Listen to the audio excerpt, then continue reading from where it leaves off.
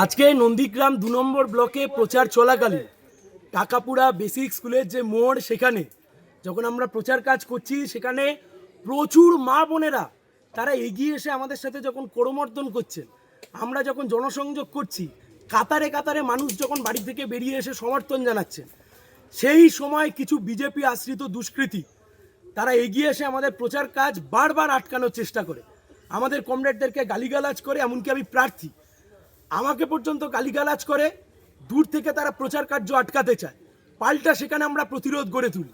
এরা হচ্ছে সেই লোক যারা কিছুদিন আগে তৃণমূল কংগ্রেসের ঝান্ডা ধরে নন্দীগ্রামকে অশান্ত করত, আজকে এরা বিজেপির ঝান্ডা ধরে নন্দীগ্রামকে অশান্ত করছে। নির্বাচন কমিশনের দৃষ্টি আকর্ষণ করব যে নির্বাচন কমিশন এই মুহূর্তে গোটাটাকে হ্যান্ডেল করছেন, কিভাবে এই সমস্ত মোস্তানরা এখানে এই সমস্ত গুন্ডামি করার চেষ্টা করছে।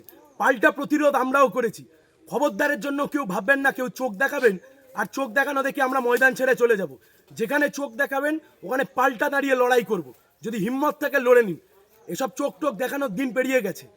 আমরা বলছি নির্বাচন কমিশনের আমরা দৃষ্টি আকর্ষণ করবো এই গোটা ঘটনা।